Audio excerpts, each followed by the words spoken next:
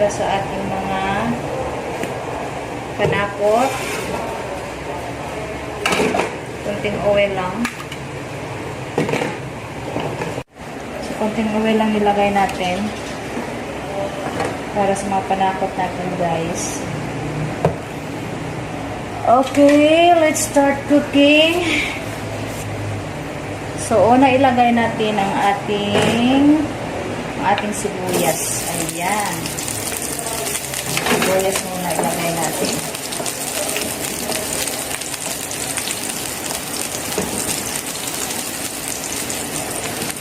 So, lulutuin lang natin, guys,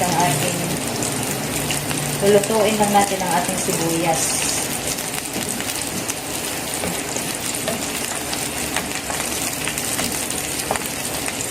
Okay, and then ilagay na natin ang ating ginger and onion. I mean ginger and garlic paste. Ito, guys.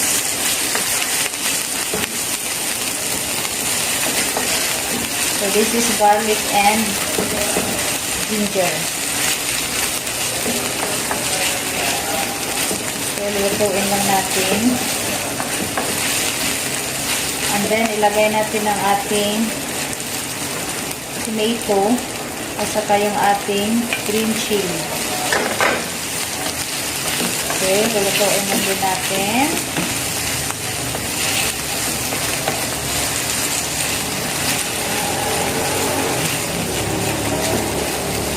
So ngayon, guys, lagyan natin ng paminta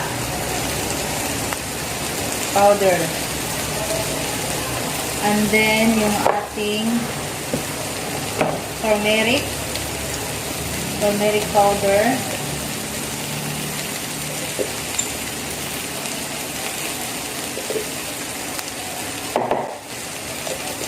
Yung turmeric powder natin. At saka, of course, yung ating curry. So, yung ating curry powder. Ito. And then, lagyan din natin ng paprika. Okay, paprika.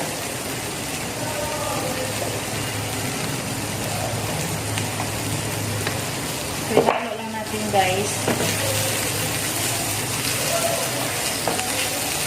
Halo-halo lang natin.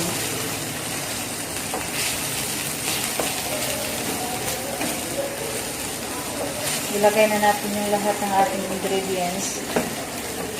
So, ngayon, guys, ilagay natin yung ating chicken. Alright. Yung ating chicken. Yung ating chicken, guys, tinanggalan ko siya ng skin. Kasi yung skin, guys, hindi siya, mataas ang cholesterol niyan. So, wala na itong skin. Tinanggalan ko na. Okay? Ihalo lang natin, guys.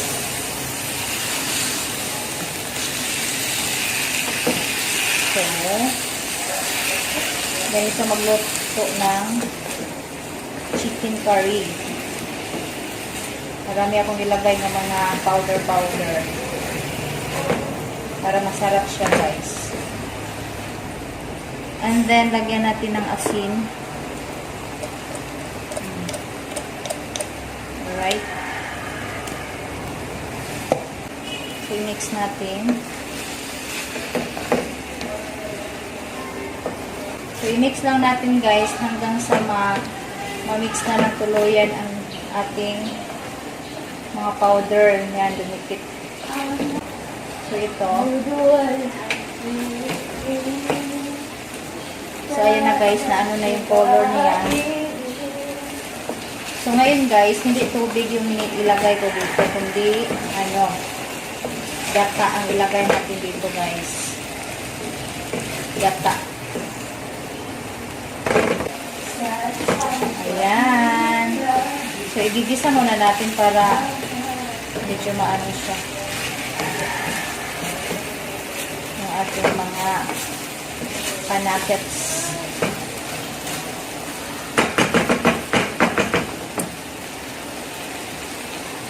Okay?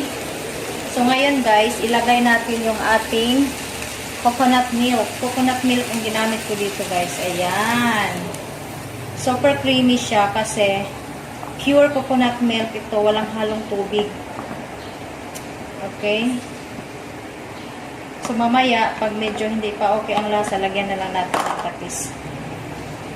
Okay? So, ito ang ating curry guys with coconut milk. So, hindi na natin lagyan ng tubig para mas lalo siyang mag-creamy. Okay? So, hintayin na lang natin na kumulo. Right. Okay. Ayan, guys. Hintayin natin na kumulo yan, guys.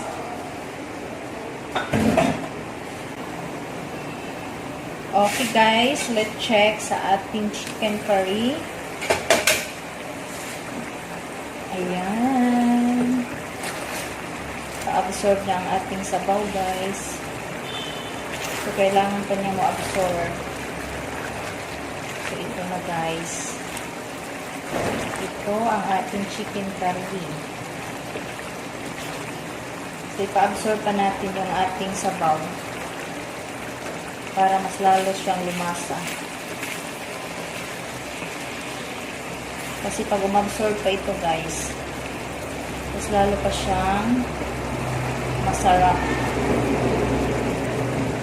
Okay? So, hayaan lang natin na ma-absorb yung ano niya, yung sabaw niya.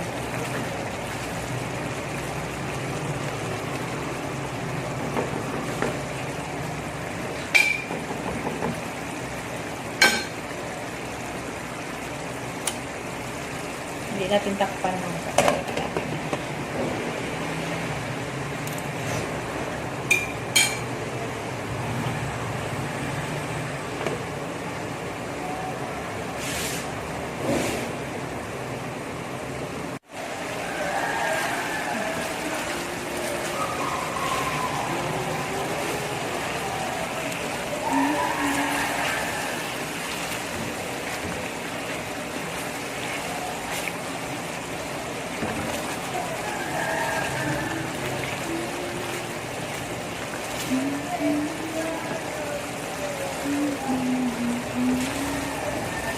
So, ayan guys.